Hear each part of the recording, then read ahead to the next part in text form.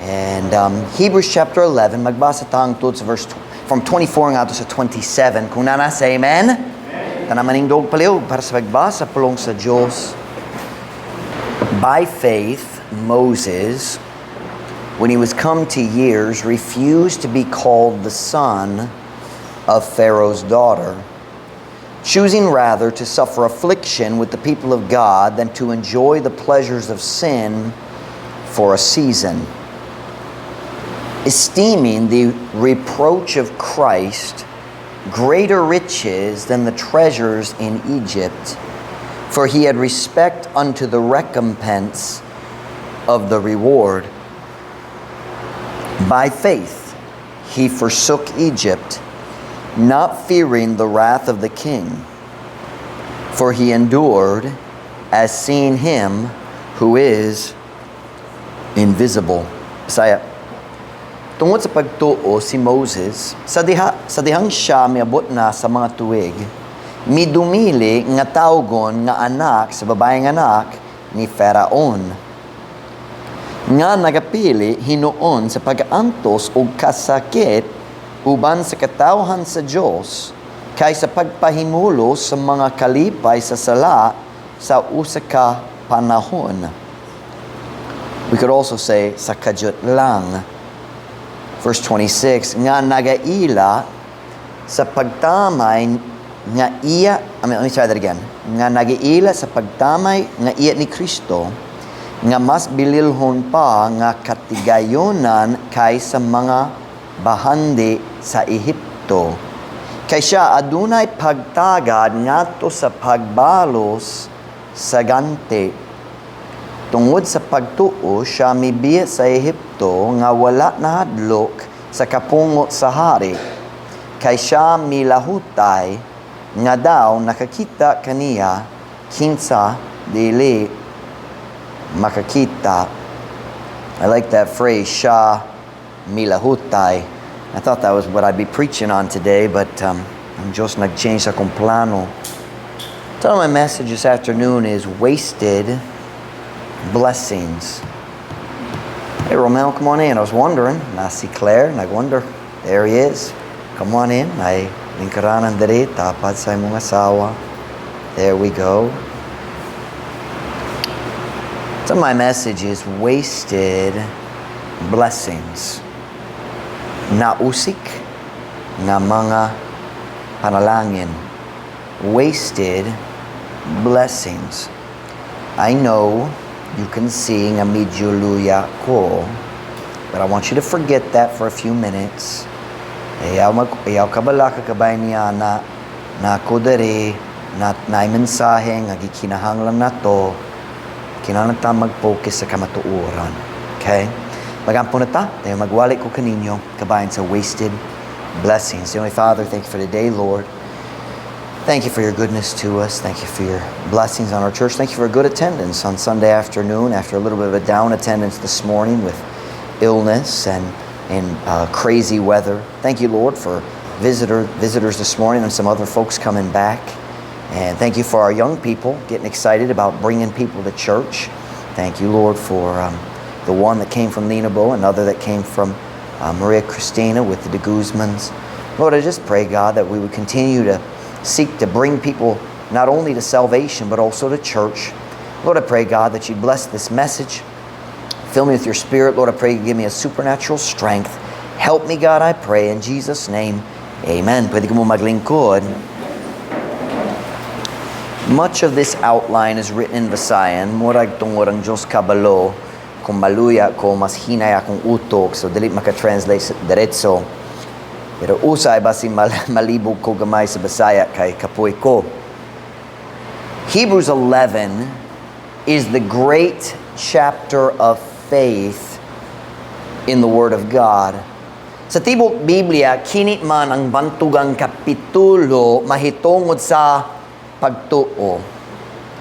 Naidaghang tao gilista diri nga nagkinabuhi pinaagi sa pagtuo dili pinaagi sa makita. In 2 Corinthians, we read the famous words, "For we walk by faith, not by sight." And these are the people who God puts before us as examples of faith. Sila nga naglakaw, pinaagi sa pagtuo, dili pinaagi sa makita. Pero karon hapon, kanan ra ko mulantaw sa sugilanon sa pagtuo ni Moses. Ang Biblia nagyon na to, nga tungod sa iyang pagtuo, siya misalikway sa tanan kahayahay sa palasyo sa hari sa Ehipto, aron makapil sa katawhan sa Diyos, diha sa ilang pagantos. Atong gibasa ganiya, by faith Moses, when he was come to years, refused to be called the son of Pharaoh's daughter. Tungod sa pagtuo, si Moses, sa dihang siya miabot na sa mga tuig, midumili nga tawgon nga anak, sa babaeng anak, ni Pharaon. Si Pharaon maong hari, o ang title sa hari sa Ehipto niya ng panahona. O niya ng panahona, ang nasod sa Ehipto, ang pinakagamhan ng nasod sa kalibutan.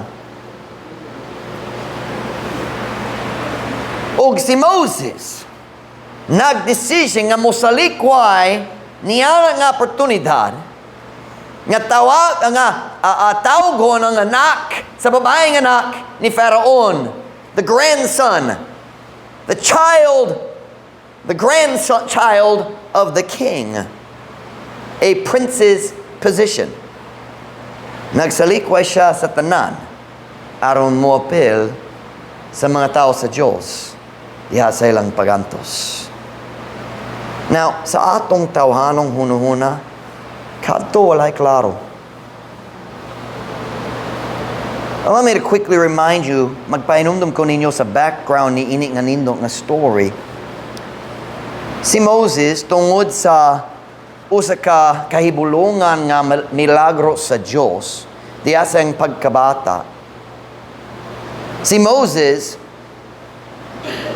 I lost my place. Oh, I'm sorry. Si Moses, nga usa ka anak sa usa ka ulipon, nahimo ng usa ka prinsipe sa Ehipto. God did a miracle, and through that miracle, this son of a slave became a prince in Egypt. Kabalo mo sa story, ang mama, nagtago kaniya tulo ka bulan dayon kung nagdako ng baby mas banha siya, mas kusog ang hila. Kung nakabalo siya, ang mga sundalo makadungog kaniya, mukuha kaniya, mulabay kaniya diha sa suba aron mamatay, aron what's the word, kanon siya sa mga crocodiles, mga alligators. So yung mama pinaagis paggiya sa Ginoo, nagbutang sa yang gamay nga anak, the Bible calls it an ark of bulrushes, a gamay nga, dali barko, unsay tawag nga, gamay nga arka. Arka, gihimo sa mga native materials, like you make baskets in the Philippines by weaving native materials. It was that kind of a thing. She waterproofed this basket, ug nagbutang sa iyang anak, diha sa suba, sa daplin sa suba, diha sa mga reeds. Ang kapalo mo ang unsay reeds, ang mga tanom mo mutubot diha sa swamps kung mabaw ang tubig na mga tanom. The reeds, oftentimes they're hollow. Pero iyang gibutang si Moses dito sa mga reeds sa tapad sa suba. That also didn't make sense. Pero kabalo mo sa story, ang prinsesa sa Egypt, minaog gikan sa palasyo ngadto sa suba aron maligo. Nakakita siya sa basket ug sa diha pakuha siya sa basket, nag-abri siya ug ang baby naghilak. Ug natandog na yang kasing-kasing ug siya nagsulti, kini ang anak sa mga Hebreohanon, pero ako na kini. She claimed the child as her own, and you know the story. Ang yang mama gayon, ang mama ni Moses, ang nag-atiman niya, can I use the word suso? Nagpasuso? What is the proper word? Is that the proper word? Nag-nursing kaniya? Nagpasuso kaniya? And then when he was probably 4 or 5 or 6 years old, the Bible says he was weaned, but probably at 4 or 5 because he remembered his family, he was given back to the princess of Egypt and he became a prince of Egypt. Kabalo mo sa story, milagro gayud. There's no possible way that could happen without God. Ang Diyos ang naghimok gayud ni Ana. Apan, Sa dihang dakot na siya, si Moses misalikway sa iyang pagkaprinsipe aron mo ambi sa pag-anto sa iyang kadugo nga mga ulipon. O para kanato, why klaro? Moses, why would you do that? Ngano man lagi nga ikaw ganahang mubuhat ni Hana? Moses, that doesn't make sense. You are a prince in Egypt.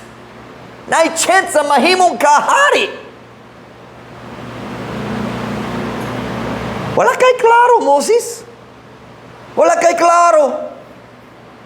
Moses, huna. Tungod sa panalangin sa Ginoo, nag-ikyas na ka sa pagkaulipon. Ang tanani mong kadugop, ulipon gyapon, ikaw nag-ikyas na. Ang Diyos nag-bless na sa imong kinabuhi labaw sa tanan ni mong kadugo. Nga naman ikaw musalikway sa mga panalangin sa Ginoo, aron mutabang sa mga tao nga gahig ulo o galay respeto para kanimo. Kay kanat gayud ang batasan sa mga tao sa Israel. Kung kita man, anaan niya ng panahona. Og si Moses istorya kanato. Mura kita musulti. Where are these chickens coming from? Ipahawa sila. It's distracting. Get out of here, you dumb chickens. Get out. Get out. Dumb chickens.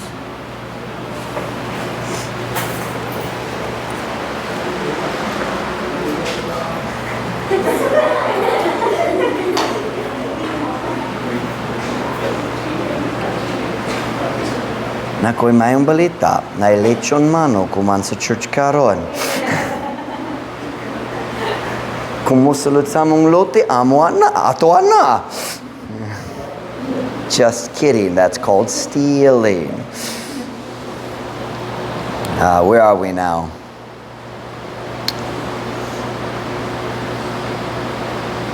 Kung kita na niya ng panahona, mura kita musulti kaniya. Moses, huna-huna kabahin sa imong kaugalingon. Huna-huna kabahin sa imong umaabot ng mga anak. Moses, nag-andam kang molabay sa tanang maayo nga ang Diyos mihatag kanimo sa imong kinabuhi. Aron muusik sa imong kinabuhi. Tiya sa pagtabang sa mga tao nga walay paki kabahin nimo. Is not that the way most people think today?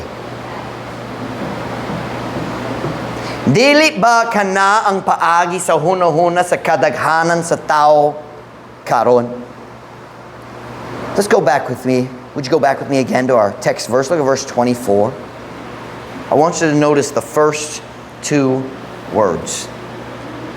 Hebrews chapter 11, verse 24. Kunana, say amen. I'm starting to feel better. Here we go. By faith, Moses. What are the first two words? By faith. Moses, when he was come to years, refused to be called the son of Pharaoh's daughter. Sa Bisaya, tungod sa pagtuo. You could also make a good argument for pinaagi sa pagtuo. For me, it's both. Tungod sa pagtuo. Si Moses, sa dihang siya miabot na sa mga tuwig, midumili nga tawgon nga anak sa babaeng anak ni Pharaon. I have a question this afternoon. Why did Moses make this decision? Nga naman si Moses naghimo nini nga decision nga mosalikway sa iyang pagkaprinsipe ug tanan kahayahay diha sa palasyo aron mo apil sa paghanto sa mga tao sa Dios. Nga naman tungod sa pagtuo. Tungod sa pagtuo. Busa, napakuwelain pangutana. Unsa man ang tuboran sa pagtuo? Asa magika ng pagtuo nga anaa sa tao? Romans 10:17. Turn there if you would. Romans 10:17. Romans 10:17.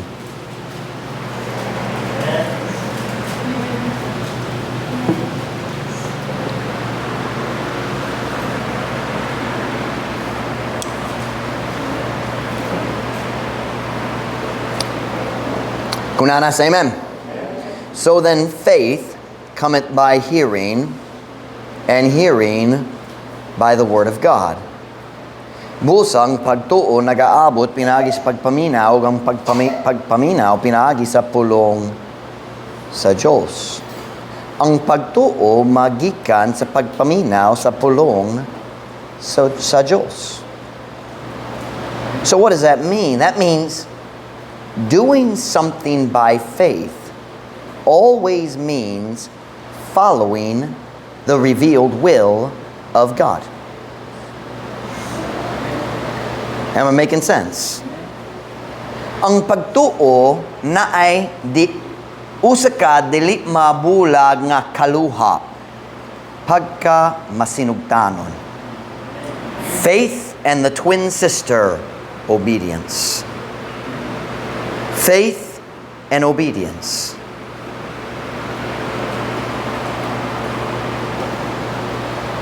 Ang pagbuha sa bisan unsa pinaagi sa pagtuo kanunay mao ang pagsunod sa sugo, pagsunod sa kabubuton sa Diyos. That's what it means to do it by faith.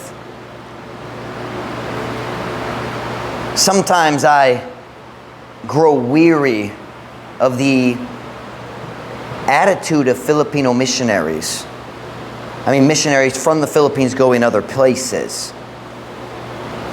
Nasamot kong gikapoy usahay sa mga misyonaryo nga musulti kanako, pinaagi sa pagtuo kami ang nagpahimutang na sa pizza nga kami mo ato sa mission field.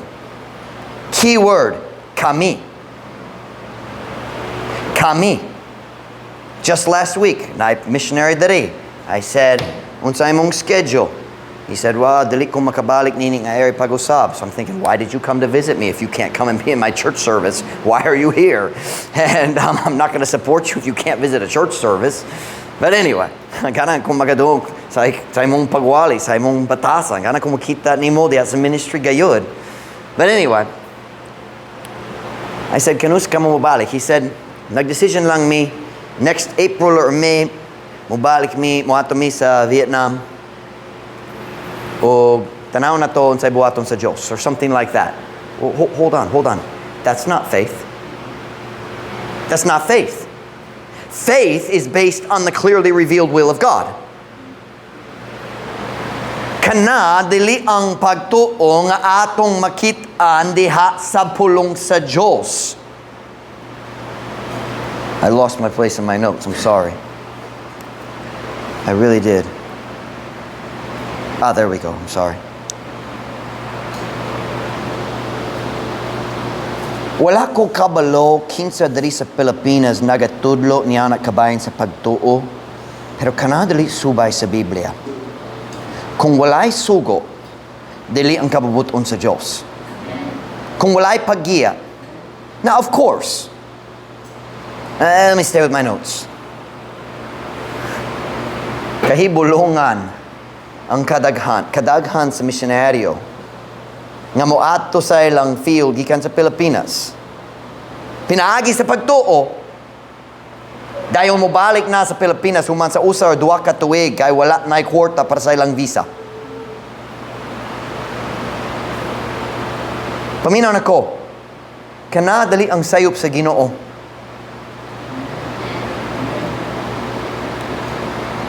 Wala sila gipakyas sa Ginoo. Nanagang ra sila unahan sa iyang kabubuton ug sayo nagbiya ngadto sa ilang field. Miadto sa ilang field. Nanagan sila unahan sa plano sa Ginoo. Because if God now, kung ang tao kabalo nakulangan ko og suporta para sa commission work, pero ang Ginoo klaro kayo magsulti, adto na karon. Adto na lang. Ang Diyos ang magatiman. Kung siyang musugo, siyang muatiman. But you better make sure you know God's voice. Kinahanglang sigurado gyud ka kabalo ka sa tingog sa Diyos.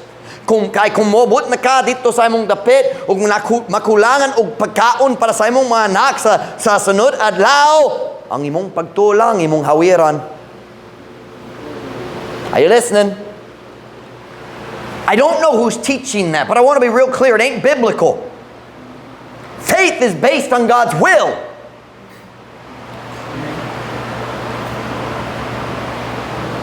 Nay duha ka bahin sa kababuton sa Dios aron klaro. First, nay kana nga gibutyag diha sa yang pulong. Kana ang yang common nga kababuton nga pareho gayud alang sa tanan. Everyone fits into this will of God. There are some things that apply to everybody. Thou shalt not kill. That is God's will for you. Especially if it is your pastor you're mad at. Pero, na ikaduha nga klase sa or bahin sa kabubuton sa Dios. O kana ang klase nga alang sa atong tag-sa-tagsang kinabuhi. Nagdaghang bahin nga dili daghang detalye sa atong kinabuhi nga dili ibutang sa Biblia or gibutang sa Biblia. Ang Diyos wala nagbutang sa Biblia. Pastor Mike, mo ato ka sa dapitan magsugod sa church. Kana depende sa akong paglakaw sa Diyos siya maggiya sa akong kasing-kasing. You understand the difference there? But Moses, in our story, left the palace of the king by faith. That means it was God's will. Bisan kana walay klaro sa atong tawhanon hunahuna. Why did he make the decision tungod sa pagtuo? Sumala sa kababuton sa Diyos. Can we read the verse again? Hebrews chapter 11, verse 24.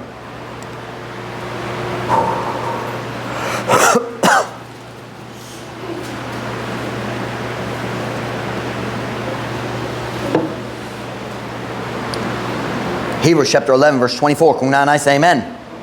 By faith Moses, when he was come to years, refused to be called the son of Pharaoh's daughter. Tungod sa pagtuo si Moses, sa dihang siya miabot na sa mga tuig, midumili nga tawgon nga anak sa babaeng anak ni Pharaon. Now, I have a couple more questions. Nga naman, si Moses nagdako tiya sa palasyo. Why was Moses in the palace at all? Siya ang ulipon. Anak sa ulipon. Nga naman na siya sa palasyo. Tungod ang Diyos naghimo sa milagro. Ang Diyos naghimo sa milagro. Pagkadako, listen to me now, we're going somewhere. Pagkadako sa panalangin, diha sa kinabuhi ni Moses, pinaagi sa kahibulungan milagro nga gihimo sa Diyos. So was it God's will? God did the miracle. Was it God's will for Moses to grow up in the palace? Yes. God put him there. No one else could have done it. Kabubuton ba sa Diyos nga si Moses mudako diya sa palasyo? Oh, klaro yun. Walay pagduda. Then, kabubuton ba sa Diyos nga si Moses na inindok nga education labaw sa halos tanan lain? Yes. Kabubuton ba sa Diyos nga si Moses anaa sa kahayahay sa palasyo sa daghang tuig samtang ang iyang kadugo nag-antos diha sa grabe kayo nga pagkaulipon? Yes, it was God's will. Just a time out. That's a real good reason for you to never be envious. Tungod ang mga panalangin ni Moses nagtabang sa tanantaw nga naganto sa samtang siya nasa palasyo. Are you listening? Never be envious of the blessings of another. Ang Diyos na'y plano nga maglabaw sa imong pagsabot. Kababuton ba sa Diyos? Oh, I just read that. I'm sorry. Was it God's will for Moses to be in the palace? Yes. But it was not God's will for Moses to stay in the palace. Dili man ang kababuton sa Diyos nga siya magpabilin diha sa palasyo. So na natural nga pangutana, Pastor Mike, nga Kung ang Diyos wala nagtuyo nga si Moses magpabilin diya sa palasyo, ngano man gihimo niya ang dakong milagro aron mo butang ni Moses dito. I want you to listen to this statement very carefully. I'm going to say it in English first. God never blesses us just for us. Ang Diyos dili gayud mo panalangin kanato alang sa atong kaugalingon lamang. Ang Diyos wala mibutang ni Moses dito sa palasyo aron siya makapahimulo sa tanan benepisyo niya na sa iyang kaugalingon lang. Ang Diyos mibutang ni Moses dito sa palasyo aron mo andam kaniya sa pagtabang sa uban. God chose Moses before he was born, and then did a miracle not only to save his life, but also to put him in a position where he could get an excellent education. Have you ever noticed that Moses got a really good education? Do you remember the first excuse Moses gave kung ang Diyos nagtawag kaniya? Sa first time si Moses nagsulay, magpalingkawa sa mga tao, nagmurder siya sa tao, dahil naglayas kikan sa hari sa Ehipto, dahil nasa dito sa kamingawan 40 years, nagbantera sa karnero, dahil ang Diyos nagdul niya, ak mo pabalik ni mo sa Egypt, ikaw ang mag-rescue kanila. He'd already tried once, diya sa unod, o napakyas gayud. He didn't want to try again. But God said, I'm going to send you back. Unsay unang alibay ni Moses nga di kaya niya. He said, I am slow of speech. Dili ko hanas nga pag-istorya. He was a liar. He was good at speaking. He had a really good education. I'll show it to you. It's in the Bible. Go to Acts. Acts chapter 7. It feels good to feel better. Here we go. Acts chapter 7. When I'm done preaching, I'm going to collapse. But Acts chapter 7, verse number 20. We're going to read 5 verses to get the whole story surrounding the education of Moses.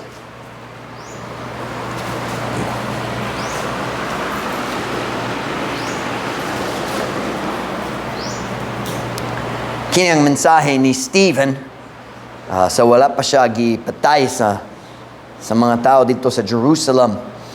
Acts chapter 7 and verse number 20. Kung nasa amen. In which time Moses was born and was exceeding fair and nourished up in his father's house 3 months. And when he was cast out, Pharaoh's daughter took him up and nourished him for her own son. Look at verse 22. And Moses was learned in all the wisdom of the Egyptians and was mighty in words and in deeds. And when he was full 40 years old, it came into his heart to visit his brethren, the children of Israel. And seeing one of them suffer wrong, he defended him and avenged him that was oppressed and smote the Egyptian. That word smote there means killed. Masaya. Sa maong panahon, si Moses nahimukso o nga hilabihan ka ambongan sa inyong pastor o gialimahan diha sa balay sa amahan sulod sa tulo ka bulan ug sa diha nga siya gilabay. That's a little harsh sounding. Ang babaeng anak ni Faraon mikuha kaniya ug mialima kaniya ingon nga iyang kaugalingon nga anak. Kamong mga batanon nakasapot sa pulong alima common ba ang alima? I'm sorry. Ug si Moses gitudloan diha sa tanan nga kaalam sa mga Ehiptohanon ug gamhanan diha sa mga pulong ug sa binuhatan. Ug sa diha nga siya hingpit na nga kapatan ka tuig ang panuwigon, kini miabot sa iyang kasing-kasing, syempre gikan sa Ginoo, kini miabot sa iyang kasing-kasing sa pagduaw sa iyang kaigsuonan ang mga anak sa Israel. Common ba duaw? Common ba? dili kayo. Komen ba? Bisita, diba? Pagduaw sa iyang kaigsuonan ang mga anak sa Israel ug sa pagkakita sa usa kanila nga gidagmalan, siya nanalipod kaniya o gipanimalo siya nga gidaog-daog o gipatay ang Ehiptohanon.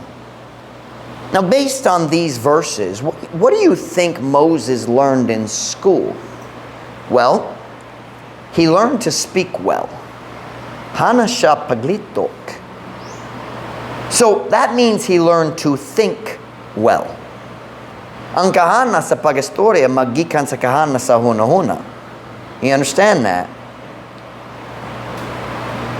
Na itaw usahay nga hanas kaya nga pag-istorya kabayan sa mga butang way pulos. That's not what this is talking about. You ever known somebody who's good at that? They talk about nothing. You know what I'm talking about? That's not what he's talking about. He was good at speaking. He almost certainly had military training. Siya ang prinsipe sa Ehipto diya sa panahon sa ilang pinaka, I don't know how to say it, they're the pinnacle of their power. It was the most powerful Egypt ever was, because the next thing that came was the 10 plagues in the Red Sea, and the nation was destroyed. They never recovered. Certainly, almost certainly, he had military training. Napailain ebidensya. He saw an Egyptian nga nagdagmal sa Hebreohanon, iyang kadugo, and he killed him without thinking. He knew how to do it. Almost certainly, I just thought of this today. Almost certainly, this was not the first man Moses killed. Murag nakapil siya sa mga gubat. Murag nag-lead siya sa mga kasundalohan sa Egypt. Most likely, he was 40 years old. He'd probably been to battle. He sees it happening. He knows how to kill him, and he kills him. Then he buries him. Almost certainly, gitrain siya diha sa military leadership tactics. Unsaon pag-lead sa dakong grupo sa tao aron dili what's the word? Dili makala, aron dili mahitabo ang kaguliang. You don't lose control. That's all very important when you have to lead 3 million people out of Egypt. What about reading and writing? Do you think he would have learned to read and write in a slave's home? Murag dili. Though I do have a little bit of doubt about that, because ang paaging magsula sa mga Ehiptohanon lahi sa Hebreohanon, the languages aren't similar. So nagduda ko gamay, but obviously he knew how to write. He wrote the first 5 books of the Bible. At the very least, his mind was sharpened, and then there was somebody to teach him to read and write Hebrew. I don't know how he learned it, but my guess is he taught the scribes of Israel later. Ang mga tao magkopya sa pulong sa Diyos. Murag si Moses ang nagtudlo kanila. Those are the things you don't think about. Slaves don't have time to go to school.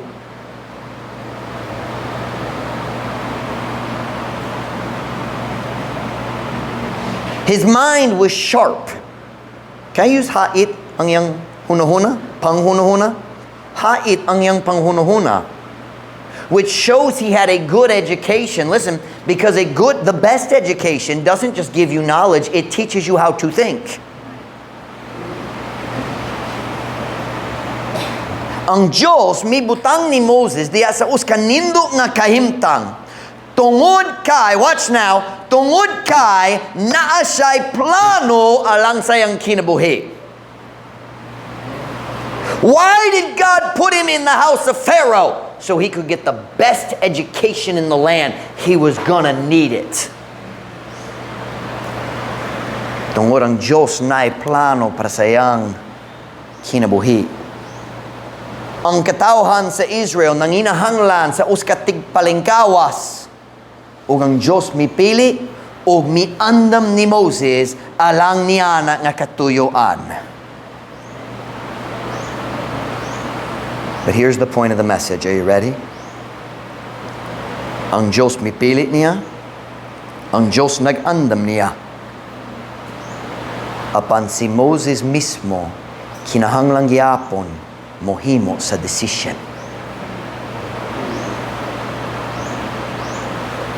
Mosunod ba siya sa kabubuton sa Diyos? O mopahimulo siya sa panalangin sa Diyos alang sa iyang kaugalingon lamang? Usa, sa pinakadakong kalisdanan sa pagkakristohanon karon, mao kini. Adunay daghang tao nga gipili sa Dios alang sa importante nga katuyuan. Dayon ang Dios mo panalangin sa ilang kinabuhi sa espesyal nga paagi aron mo andam kanila alang sa iyang plano. Apan sa katapusan sila mo decision nga mohawid sa mga benepisyo alang sa ilang kaugalingon imbis sa pagsunod sa plano sa Diyos.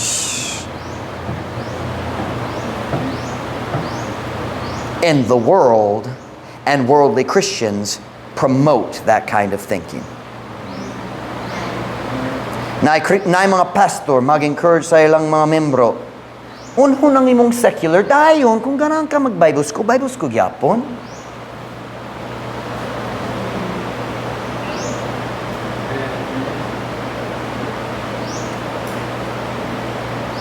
Mosalikway sila sa mga taong nanginahanglan kanila aron mo paimulo sa mga panalangin alang sa ilang kaugalingon lang. Ang mga panalangin nga ang Diyos mihatag aron mag-andam nila para sa iyang katuyuan, iyang kabubuton, and they use it for themselves. Money, pleasure, comfort.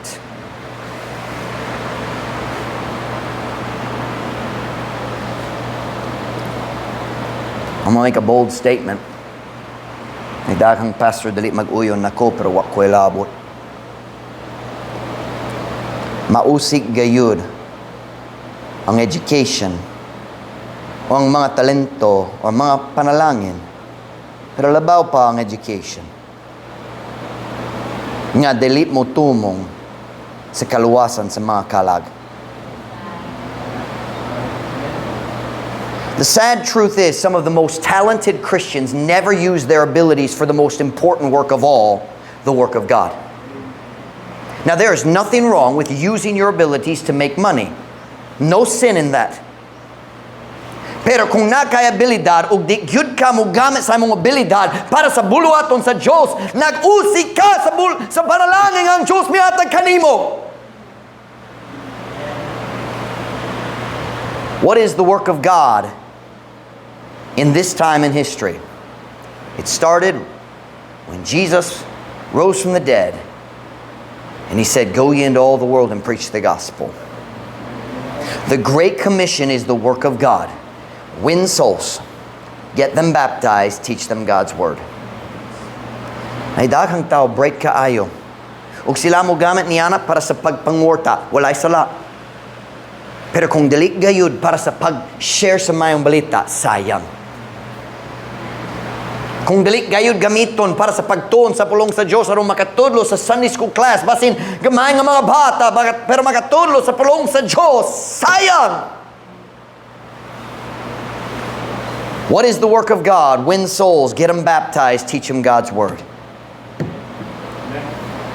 Paminaw na ko karong hapon. There are things in this world that are more important than making money and having fun. Naay mga butang, nining kalibutan, ang mas importante pa kaysa kwarta ug lingaw-lingaw. Go back with me if you would to our text verses, Hebrews chapter 11.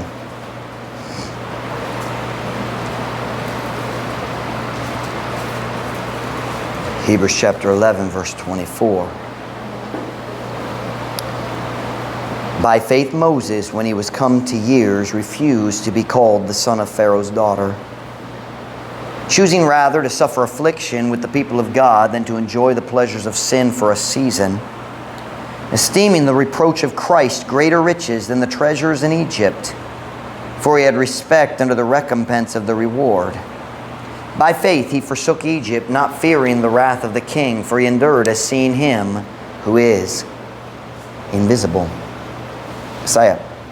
Tungod sa pagtuo si Moses, sa dihang siya miabot na sa mga tuig, midumili nga tawgon ang anak sa babaeng anak ni Faraon, nga nagapili hinuon sa pagantos ug kasakit uban sa katawhan sa Dios kaysa pagpahimulo sa mga kalipay sa sala sa usa panahon, nga nagaila sa pagtamay nga iyat ni Kristo, nga mas bililhon pa nga katigayonan kaysa mga bahandi sa Ehipto, kay siya adunay pagtagad ngadto sa pagbalos sa ganti. Dili negative ka na. Sa Visayan Biblia, gamiton ng pulong balos para sa mayo or maot.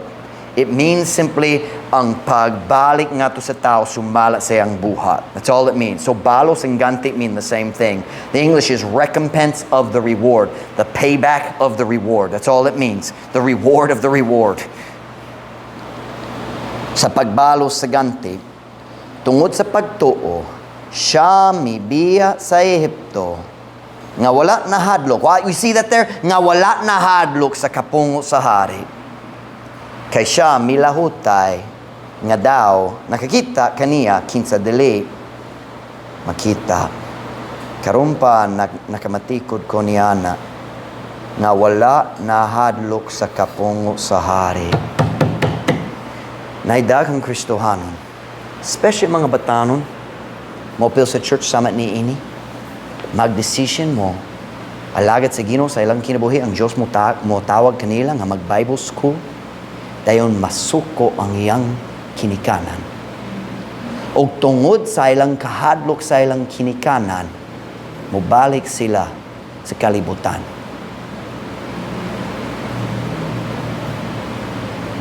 Di ko ganahan sila, malagot ka na ako.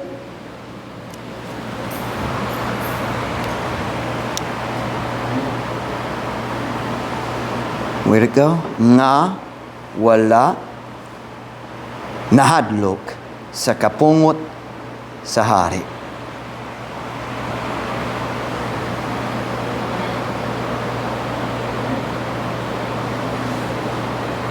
Nagpili si Moses niyanang bililhon tungod wala siya nahadlok sa kapungot sa hari. Truth Baptist Church, kini akong hagit karon hapon, pilya ang bililhon.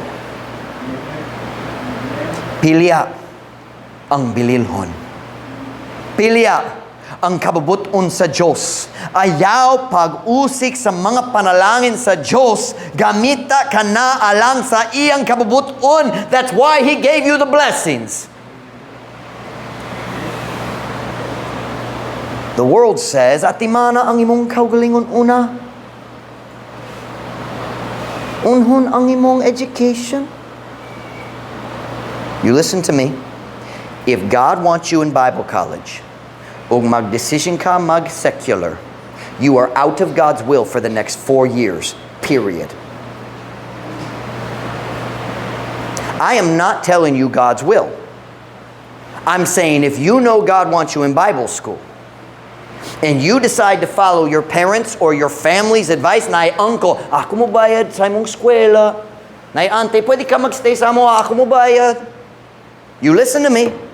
Sa sunod 4 years, layo gyud ka sa kabubuton sa Dios o sa kamatuoran mo rag dali gayud ka mo balik.